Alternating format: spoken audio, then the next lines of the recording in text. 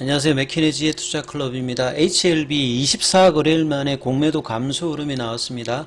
수급의 변화가 보이고 있는데요. 내일의 투자 전략까지 한번 살펴보도록 하겠습니다. 자, 먼저 개장 전 미증시 선물 흐름부터 한번 살펴보도록 하겠습니다. 자, 이제 6월달 CPI 지표 발표를 기다리고 있으면서 미국의 선물 흐름은 좀 양호하죠. 나스닥 선물도 0.20% 강세, 다우와 S&P 선물 같은 경우도 0.10, 0.15% 강세입니다. 중소형주 중심의 러셀 2000 같은 경우에도 0.18% 강세고요. 유가와 금값도 상승 흐름이 나타나고 있습니다. 자, 최근에 월가 같은 경우에는 올해 이제 상반기에 빅테크 랠리들을 많이 보여주고 있는데요. 시장에 대해서는 이제 긴축 우려라든지 이 경기 둔화, 침체 이런 우려감들 때문에 좀 걱정스러운 어떤 논조가 있는데요. 그럼보다는 그럼에도 불구하고 지금 이제 개별 회사에 대한 어떤 목표치들은 굉장히 불리시하게 지금 높이고 있는 어떤 월가의 어떤 분위기입니다. 그래서 시장보다는 어떤 종목별의 어떤 대응들을 조금 뭐 이야기한다 이렇게 뭐 보실 수가 있겠죠. 오늘 시장 전체적인 어떤 분위기들 먼저 한번 살펴봐 드리면요. 자, 외국인 수급에서 뭐 가장 직접적으로 중요한 매크로 변수가 이제 환율, 뭐 금리단, 뭐 이런 것들인데 환율이 일단은 가장 직접적으로 들어오는 어떤 이제 매크로 변수라고 보시면 되겠죠. 그래서 원달러 환율 자체가 지금 12원 80전이 내려왔습니다. 자, 이렇게 원달러가 내려왔다. 이 말은 달러 가치가 떨어졌다는 말이고 반대로 이제 한국 돈 입장에서는 강하게 됐다는 거죠. 그러면 한국의 자산에 대해서 외국인들이 매수를 하는 어떤 구조이고 이 부분들이 가장 이제 기초적인 어떤 수급에서 논리다 보시면 되겠죠. 근데 외국인 수급 자체가 단기적으로 보면 지속적이지가 않고 최근에 이제 이달 있을 FOMC에서 긴축 우려감들이 나오면서 급격하게 또 이제 뺐다가 오늘 같은 경우에는 다시 지금 선물에서 4,600억대, 그 다음에 현물에서도 거래소에서 2,600억대고요. 코스닥에서 무려 3,200억대 매수를 해주면서 지수를 견인을 해줬죠. 근데 이게 추세적으로 나타나지 않고 매일매일 좀 최근에 좀 바뀌고 있는 부분들이 최근에 어떤 이제 지수 조정을 할 때 고점에서 한 100포인트 넘게 내려왔을 때 좀 흐름입니다.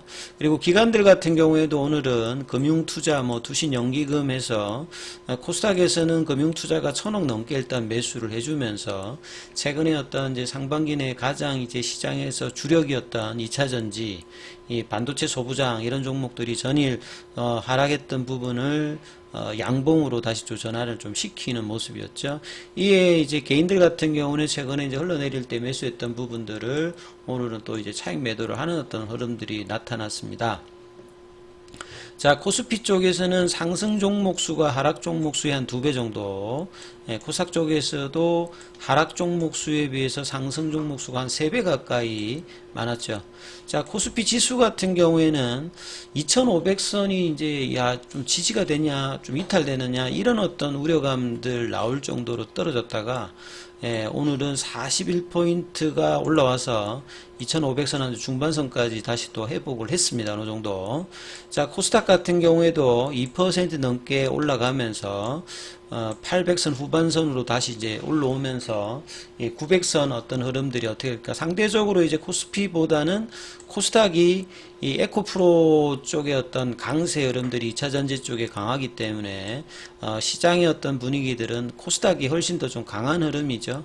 이 흐름들 속에서 근데 제약바이오는 자, 이 흐름에서 동떨어진 지가 지금 연차로는 2년이고 대형주 같은 경우에는 올해 상반기 어느 정도 또 이제 따라가다가 6월달 이후부터는 시장에 또 이제 조정이 나오면서 같이 이제 떨어졌죠. HLB 같은 경우는 보통 이제 시장의 어떤 움직임보다는 자체의 어떤 모멘텀으로 움직였죠. 작년에도 이제 5월달에 이제 가난 관련되는 부분의 어떤 삼성의 어떤 통계적 유의성 관련되는 확보하면서 단기적으로 100%가 올라가는 흐름을 보였지 않습니까? 예. 이때의 어떤 흐름들이 올해도 사실은 이 5월달에 NDA 신청 관련되는 이슈가 나오면서 좀 강할 수 있는 어떤 흐름의 모멘텀이 결과적으로 이제 상용화에 관련된 어떤 기대감으로 나올 것으로 좀 사실 기대했고, 이 부분들이 이제 돌파와 이어지면서 가야 되는 어떤 흐름이었는데, 결과적으로는 이제 이게 돌파가 되지를 못하면서 최소한 제가 이제 한 37,000원대 정도가 유지되면 언제든지 뭐 재돌파라든지 올라갈 수 있다. 뭐 7월 달에 이제 5월 달에 했으니까 7월 이제 말 이후로 나오게 되는 이 본심사 관련되는 부분과 우선심사 여부 자체가 어떻게 되냐면 좀 더 이제 상용화 관련되는 부분에 다가가게 되지 않습니까? 이런 어떤 모멘텀이 이제 주가에서는 중요하고, 그런 부분들이 나올 수 있는 흐름에도 오히려 이제 시장의 하락과 공매도의 압박들이 나왔고, 그리고 또 여기에 또 결정적으로 6월 9일에 이제 KRX 300의 그 헬스케어 섹터에 신규로 HLB가 편입이 되는데, 이런 효과도 전혀 이제 못 내었죠. 기관들도 같이 팔았기 때문에. 사실 뭐 기관의 어떤 흐름들이 이게 파는 흐름이 났지 않습니까? 오히려 여기에서 이렇게 샀다가 이벤트 드리븐 전략으로 팔아버리는 뭐 이런 흐름이라고 이제 결과적으로 좀 볼 수도 있는데요. 개인들은 이제 떨어질 때 계속 이제 사서 이 흐름들을 이제 받아주기는 받아줬고, 외국인과 이제 기관들이 이제 같이 팔면서 결국 이제 라운드 넘버 가격인 3만원대까지 이제 6월달 중순 이후부터 떨어지면서 이 가격에서 지지를 했다기보다는 이제 3주간 플래팅 조정을 하면서 이제 방향성을 모색하는 어떤 흐름으로 추가 하락이 이제 안 나오면서 윗단으로 또 강하게 올라가지도 못했기 때문에 계속 확인하는 과정을 이어가고 있기 때문에, 이럴 때는 뭐 재료가 나와서 단기로 올라가든지 아니면 추가적인 하락을 막는 어떤 수급의 변화가 나와야 되기 때문에 그 부분들을 이제 계속 이제 살펴보는 것이 이제 7월 달에 가장 중요하고, 그 다음에 이제 7월 달에는 앞서 말씀드렸듯이 결과가 나오는 지점이니까 그 부분들을 어떻게 반영하느냐.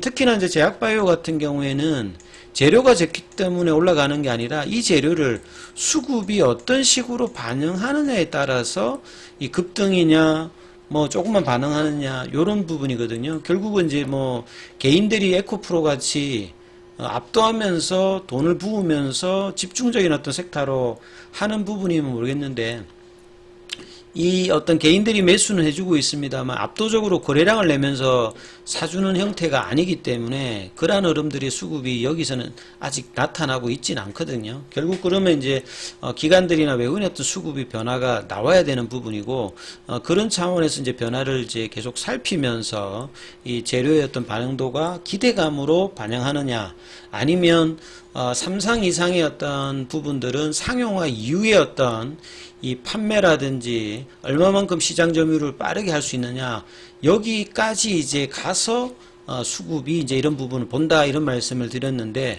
그러한 어떤 흐름들이 계속 이제 있다, 이 말씀을 드리는 거죠. 그래서 이제 뭐 기사 관련되는 부분들은 오늘 뭐 별도로 나온 거는 없는데, 이제 중국 시장에서 이 항서제약의 주가가 여기도 보면 이제 고점 돌파를 못하면서 행보를 지금 한 일주일 넘게 하고 있습니다. 여기도 결국 캄넬리주맘이 기다리고 있는 거죠. 이 간암 관련되는 부분, 엘레바 테레피틱스보다는 조금 이제 뒤에 신청을 했는데요.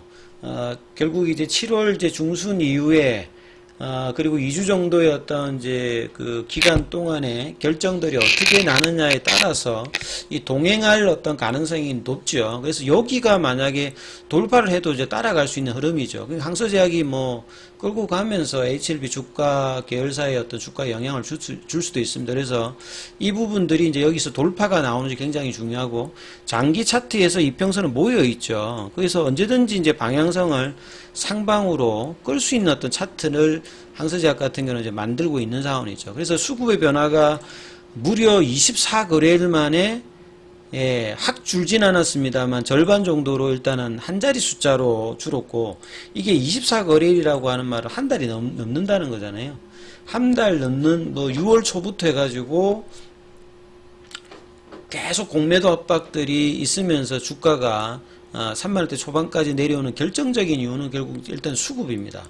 예, 거래량이 없었기 때문에 이렇게 두 자릿수 입장의 비중으로 주가를 이렇게 한다고 하는 것 자체는 정상적이지 못하는 상황인데 이게 한국의 어떤 이 공매도의 어떤 부분들 이게 이제 특히나 제약바이오에 집중적으로 많이 되어 있죠. 자, 그래서 2차 전지의 어떤 흐름에서 승리하는 어떤 공매도와의 어떤 흐름들이 제약바이오에도 이제 다시 때가 되어서 그 흐름들이 나올 수 있는 그런 때가 또 오지 않을까 또 싶기도 한데요. 자, 지금 공매도 잔고는 이제 620만 주대. 요게 2019년도에 어떤 공매도 잔고 수량하고 거의 동일하다 이런 말씀 제가 드리고 있죠. 그 다음에 이제 대차거래 관련되는 부분은 조금씩이라도 이제 계속 이제 일단 체결은 많이 되고 있습니다. 그래서 이런 부분들이 이제 변화될 수 있는 강력한 재료, 결국은 리보세라닌 관련되는 부분에서 상용화에 대한 어떤 기대감들이 더 많이 회사의 바람대로 나오면서 주가의 어떤 회복들이 나와야 되는 어떤 상황인데, 그래서 7월 달에 이제 가면 갈수록 이제 나오게 되는 재료가 어떻게 이제 결과가 나올지 이게 굉장히 중요하고요. 이게 장기 차트로는 이 월봉상에서 바닥권 가격에 근접해 있다. 예. 근데 박스권 흐름에서 그 바닥권에 잡으면 연평균 수익률로 보면 연초 대비해서 연말에 이제 부진합니다만 하단에서 잡았을 때는 작년하고 재작년에서는 거의 한 100% 이상은 흐름들을 단기로 줬는데 올해도 보면 일단 50% 정도 흐름을 주고 난 다음에 다시 내려갔는데 이러한 흐름들이 이제 하반기에도 이 5월달의 고점, 올해 고점 41,950원을 어떻게 간통할까가 뭐 일단 최대의 기술적인 어떤 맥점입니다. 그래서 이 부분에 간통이 없을 때는 그 강한 상승은 나오질 않거든요. 그래서 이 흐름들이 어떻게 진행되느냐, 7월 달에 어떤 이 재료 반영들을 주가에서 어떤 식으로 해주느냐가 가장 중요한데요. 그래서 일단 단기적으로는 이 3만원대와 34,000원 박스권대의 중위값인 32,000원 위에 올라가 있어야 되고요. 좀 안정권으로 바닥을 조금 타졌다 이렇게 하려고 하면 34,000원은 최소한 위에 있어야 추세적으로 갈 수 있는 라인을 만드는 겁니다. 그리고 본격적인 어떤 가려고 하면 이 41,950원을 넘어야지만 이 강한 흐름이 나오기 때문에 이 구간들에 대한 어떤 흐름들을 상반기에 했다가 이 부분들이 어그러졌기 때문에 얼마만큼 이것들을 이제 빠르게 하느냐, 이게 이제 7월 달에 재료에서 어느 선의 어떤 주가 움직임이 나오느냐가 굉장히 중요하기 때문에 이 부분 좀 참조하시면서 대응 전략 삼아보시기 바라겠습니다. 여기까지 하겠습니다.